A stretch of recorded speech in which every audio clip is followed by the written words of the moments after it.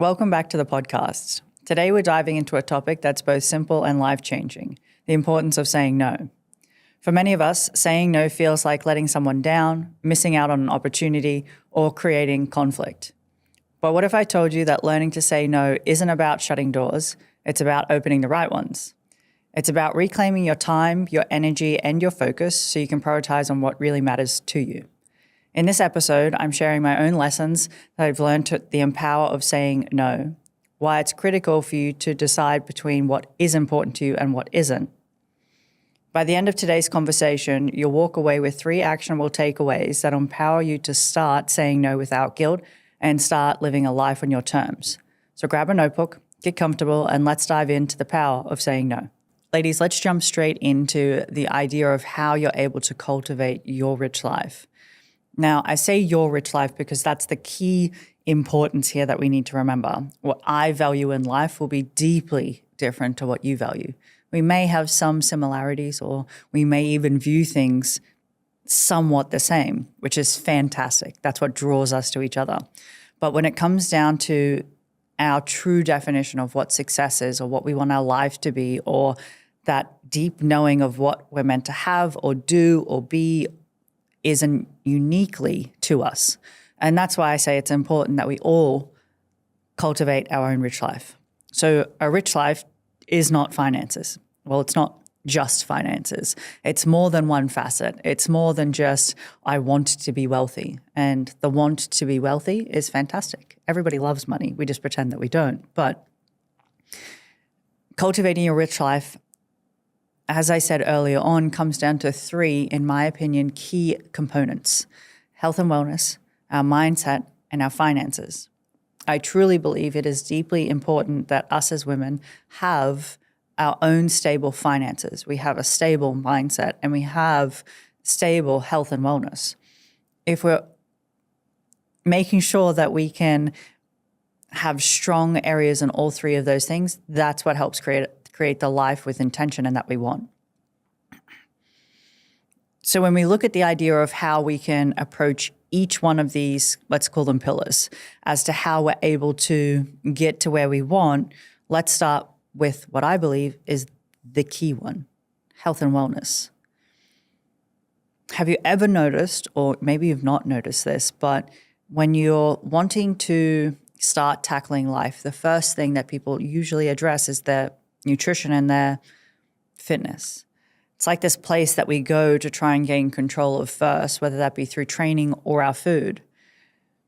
I noticed as a fitness coach and then progressed into a life coach that the first place people want to turn to fix is their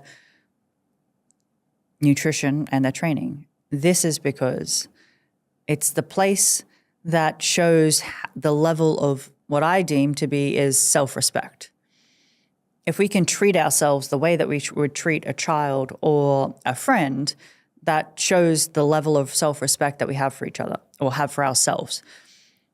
So the first component, what are you eating? How are you showing up for yourself in the gym? What are you intentionally doing to make sure that how you cultivate yourself in the health and wellness aspect is getting yourself to where you want to be? Maybe you're not happy with your body, and that's okay. Maybe you are. Awesome. Maybe you need to get better sleep. Maybe you need to take care of your vitamins or get more sun, or fill in the blank to what you need to do to cultivate in that area properly for you. Again, each pillar is deeply unique to us, but how we show up in it, I believe, is still exactly the same. It comes down to the level of self-respect and discipline that we have for ourselves in that area.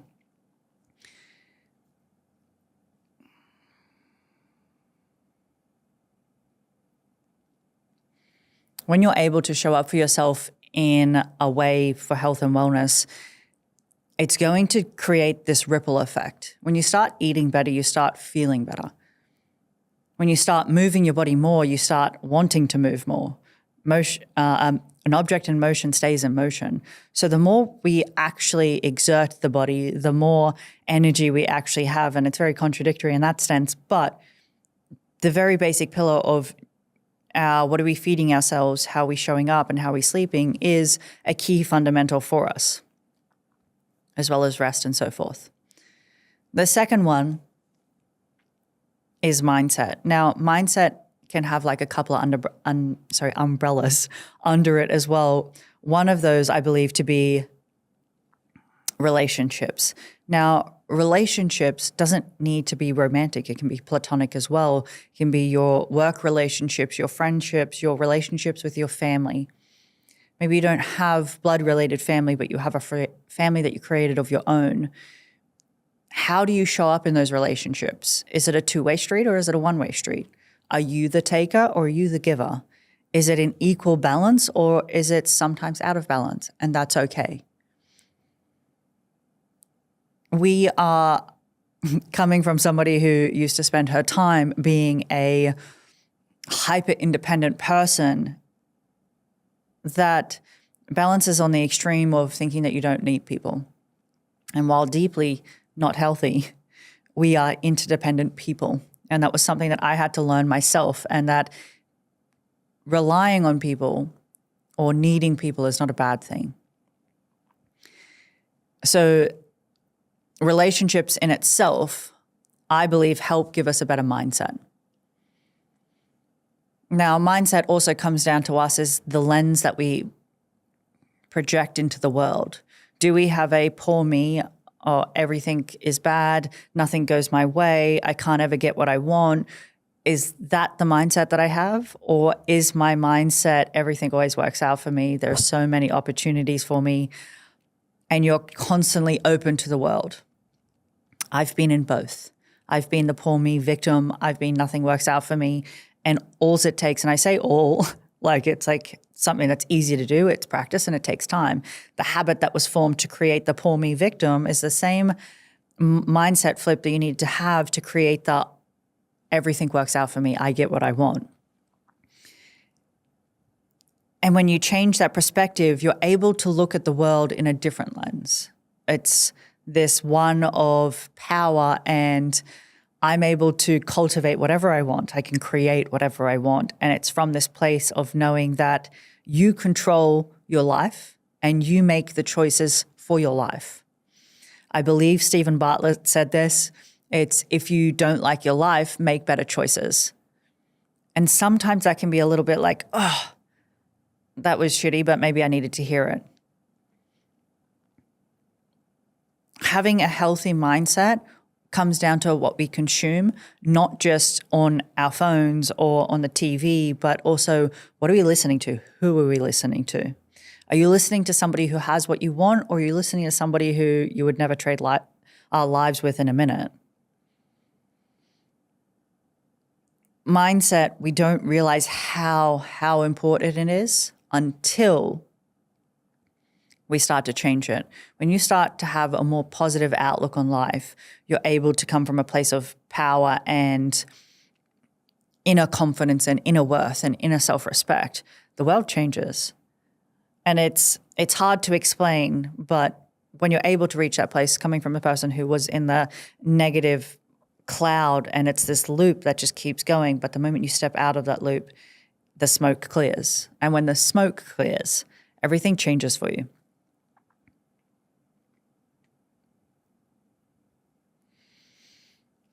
In mindset, I always also put down personal growth. Now, personal growth is an individual journey that you have to decide when you want to go on. And it's usually the time when you're like, fuck this, I'm sick of living how I've been living.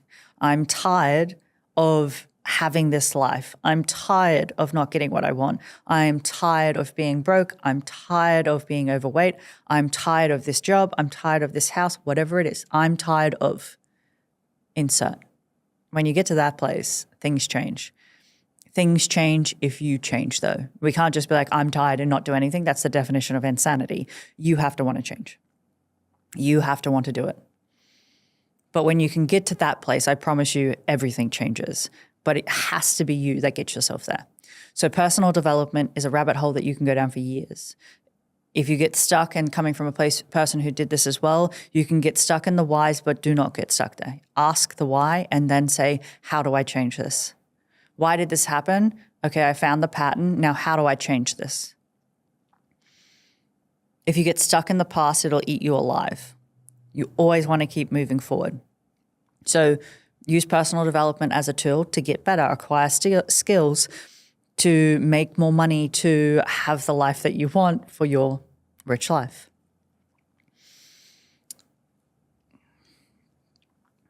The next one is finances. Now, finances to me, personally, I equate to having a number of different things under it. Now, under finance comes freedom. Now, with freedom comes responsibility. Having greater financial reward usually comes from a sense of purpose.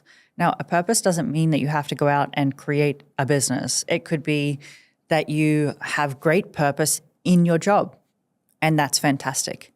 If you want to have a larger impact, maybe it means creating your own business. Maybe it means working 2 jobs. Your purpose is unique to you. You just have to decide what it is. It doesn't have to be what your brothers, sisters, cousins, auntie has. It's unique to you, and that's okay. Find the things that you enjoy. Find the things that you've been through that you could teach to other people. Find the thing that makes you excited, that brings you joy, that you have innate, deep passion for. And when you find those things and you're able to work it into your life, whatever it is, it doesn't have to be the thing that makes you money, but I truly believe that passion and purpose can make you money if you choose it to. So within your finances comes a multitude of things. It's not just about the money that you make, it's about how you handle your money. Are you I'm a live in the moment person and not worry about later on? Or are you, I'm going to plan for the future? I was very much I'm a live in the moment person for most of my 20s. It wasn't until my divorce that I was like, oh, okay, like you better not be this person anymore. Like you need a reality check real quick. And it's not, I can no longer be here. It's, I don't want to be here. I don't want to be the person who doesn't plan for the future. I don't want to be the person who just lives in the moment. I had reached I'm tired of living like this. And that's when I realized change was coming. Because I decided I had enough and I wanted better for me. I had developed self-respect. I had developed self-worth and need confidence in myself to know that what I was giving myself, because I was giving this to myself, was not enough anymore. It was not good enough anymore. So within the finances becomes, what are you making? Are you making enough that supports your lifestyle? Now, I say support your lifestyle because it's your job. Like we as women, it is our job to support the lifestyle that we want. And that may ruffle feathers in some way capacity. While we like the idea of having a man come and take care of us in some aspect, and maybe one day will, but for right now, your job is to make sure you support the lifestyle that you want.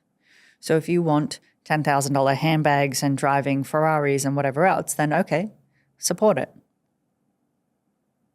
It's not fair, at least this is my stance, to ask somebody else to provide what you're not willing to provide for yourself.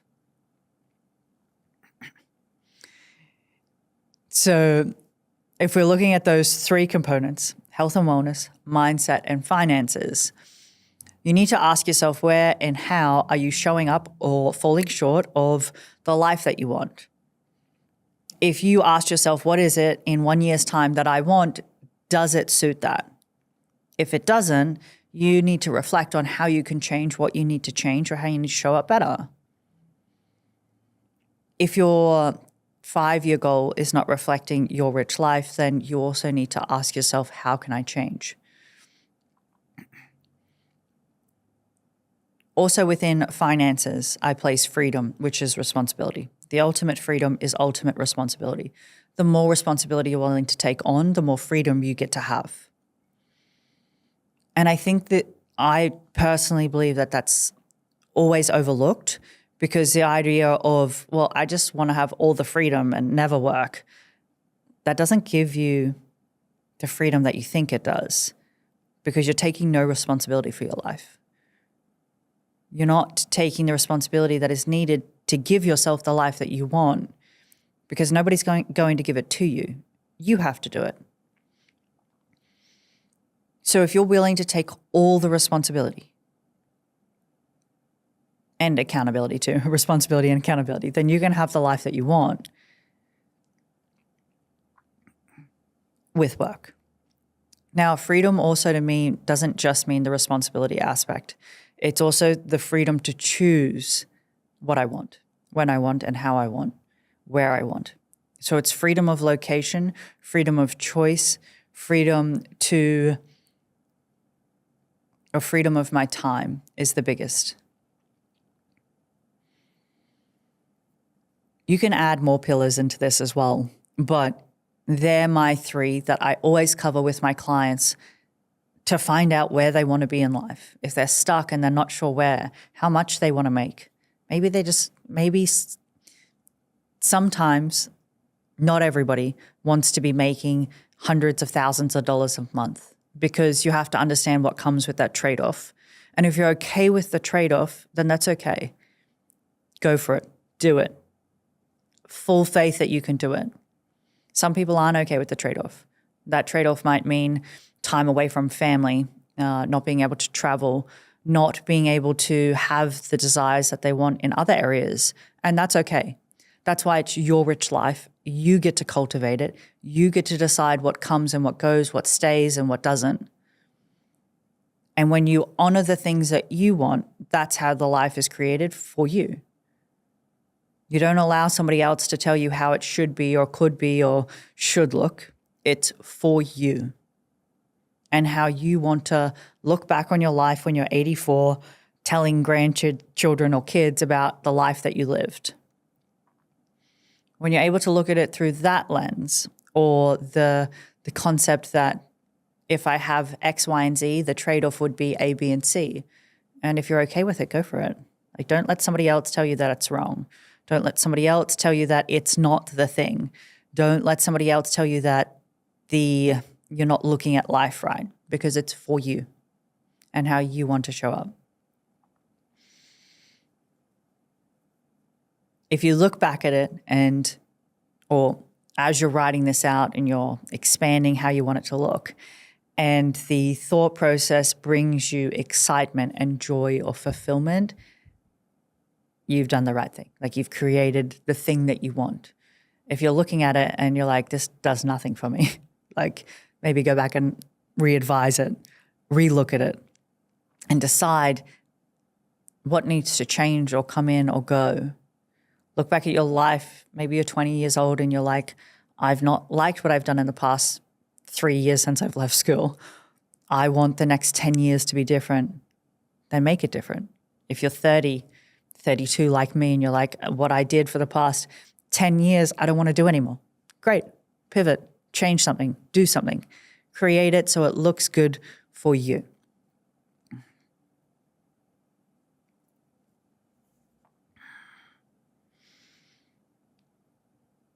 The last piece of advice that I'll offer is, when you're sitting there on this blank piece of paper and you're like, I don't know what I want. Like, maybe you're in a period of transition. Maybe at a place, or maybe you broke up with somebody and you have a new canvas. Maybe the chapter that you're in is just closed and the new one is beginning. We're in 2025, the very beginning. So a lot of chapters are beginning for people. Start with 2 things, your beliefs and your values. I truly believe that those 2 things guide everywhere. If you can build a life that aligns with your values and your beliefs, you're on the right path. Just remember that when you are doing this and you are planning and you're being intentional about things, remember that it's for you. It's not for anybody else. It's how you want to look back at 85 and be like, the life that I lived was the life that I wanted.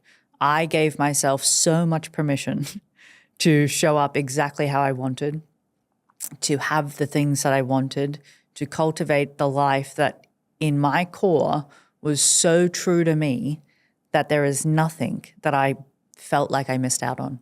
There is nothing that I feel like I could have had or should have done more of could have done better, because you lived so intentionally just simply by creating your rich life. Thank you so much for joining me on today's episode. And hopefully you took something of value away from this. If you didn't, please drop a message. I'd love to talk to you more. If you did, please leave a comment or a review, and I would love to hear any feedback that you have. But until next time, I will see you in the next episode.